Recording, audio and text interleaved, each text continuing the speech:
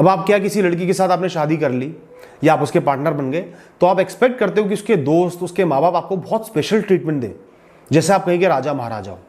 तो पहली बात तो ऐसा स्पेशल ट्रीटमेंट एक्सपेक्ट करना बिल्कुल बंद कर दो। उसके माँ बाप हैं आपके माँ बाप जैसे ही, उसके भाई बहन हैं आपके भाई बहन जैसे ही, उनसे बिल्कुल इक्वल ट्रीटमेंट एक्सपेक्ट करो, जैसे वो उसके साथ कर रहे हैं वैसे आपके साथ करें, और आप उनको माँ बाप की तरह ही इज्जत दो। ये नहीं कि उसके घर वालों का मजाक उड़ा रहे हो, उनको नीचा दिखा रहे हो, ऐसा बिल्कुल भी मत करना, वरना आजकल की लड़की आपको एक्सेप्ट नहीं कर पाएगी, और एक्सेप्ट करने के बाद ऐसी हरकतें करोगे तो रिलेशनशिप अच्छा नहीं जा पाएगा। दूसरी बात दोस्तों आती है करियर की। अब हमारी सोसाइटी में पहले से रिवाज चल रहा था कि लड़की घर में रह के काम करेगी, लड़का मेन बाहर जाके काम करेगा, लड़की का एक सबऑर्डिनेट का किरदार हो गया। एक सबऑर्डिनेट रोल वो निभाएगी, घर को संभालेगी, पैसा लड़का कमा के उसको देगा। ये चीज़ अब बिल्कुल चेंज हो चुकी है। लड़का लड़की जब पैदा होते हैं बिल्कुल बराबर पैदा होते हैं, दोनों ही बच्चे पढ़ाई करते हैं, दोनों ही बच्चे करियर बनाते हैं, दोनों ही बच्चे कमाते हैं।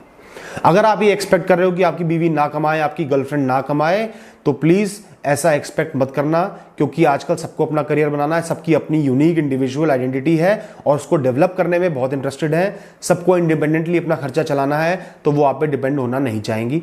तो उनसे एक्सपेक्ट करना कि वो घर पे बैठ के बच्चे संभाले, घर संभाले, माँ बाप को संभाले, बिल्कुल गलत है। और जो सोसाइटी होती है वही आपका माइंडसेट चला रहा है कि लड़की मुझसे दब के रहनी चाहिए, मैं उससे ज़्यादा इंपॉर्टेंट होना चाहिए, उसकी ढाल बन के खड़े रहना। वो आपको बहुत प्यार करेगी और आपकी इज्जत भी करेगी। दोस्तों क्या होता है, लड़के ना शुरू में अट्रैक्शन के चलते, इन्फैचुएशन के चलते बड़े बड़े वादे कर देते हैं। मैं ये कर दूंगा, मैं वो कर दूंगा, मैं अपने माँ बाप से नहीं डरता, शादी करूंगा तो तुमसे करूंगा, फ्यूचर मेरा होगा तो तुम्हारे साथ होगा वरना नहीं होगा। बहुत सारे वादे कर देते हैं, क्यों? अट्रैक्शन के चलते। उसके बाद जब वो एक भोली वाली लड़की को बहला फुसला के रिलेशनशिप में आ जाते हैं, धीरे धीरे बोर हो जाते हैं, क्योंकि वो रिलेशनशिप कराई उन्होंने उनकी शरीर के लिए था, बॉडी के लिए था, और जब वो बोर हो गए तो वो रिलेशनशिप उनको बर्डन लगने लगता है, और बर्डन भी ना लगे तो उस रिलेशनशिप के लिए वो पेन नहीं लेना चाहते। माँ बाप को नहीं फेस कर सकते, सोसाइटी को नहीं फेस कर सकते, बहाना मार के उस लड़की को रोता बिलकता छोड़ के और अपना निकल लेंगे। अच्छा, अब आपकी शादी हो गई, दो लोग पूरे जीवन साथ बिताएंगे, एक दूसरे का साथ देंगे, लेकिन आज भी क्या होता है, लड़के जो होते हैं वो एक्सपेक्ट करते हैं घर के काम तो लड़की ही करेगी। ये तो हमारी सोसाइटी का रिवाज है, चाहे दोनों कमा रहे हैं, घर के काम तो लड़की ही करेगी, मैं क्यों करूं, मैं छोटा हो जाऊंगा। तो ये सोच छोटी है, वो काम छोटे नहीं है। आपने खाना खाया है, आपकी जूठन है, तो बर्तन आप धो दोगे तो क्या नुकसान हो जाएगा? आपको खाना खाना है, अगर आपने अपना खाना बना लिया तो आप छोटे कैसे हो जाओगे? जितना वो बच्चा आपकी बीवी का है उतना ही आपका भी है ना। अगर उस बच्चे के आपने थोड़े से काम कर लिए, उसके साथ रात में जाग लिए, उसकी पॉटी साफ कर दी, तो आप छोटे कैसे हो गए? सोच में ही डिफेक्ट हुआ ना। तो मैरिज मतलब इक्वल पार्टिसिपेशन है, इक्वल पार्टनरशिप है, हाथ पकड़ के एक दूसरे का साथ निभाना है। कोई भी काम पे किसी का नाम लिख के ठप्पा नहीं लगेगा। जो काम वो कर सकती है वो काम आप करोगे, जो काम आप कर सकते हो वो काम वो भी करेगी। तो हमेशा इक्वालिटी से चलना, आगे बढ़ना, वरना आपकी बीवी, आपकी गर्लफ्रेंड आपसे कभी भी खुश नहीं रहेगी।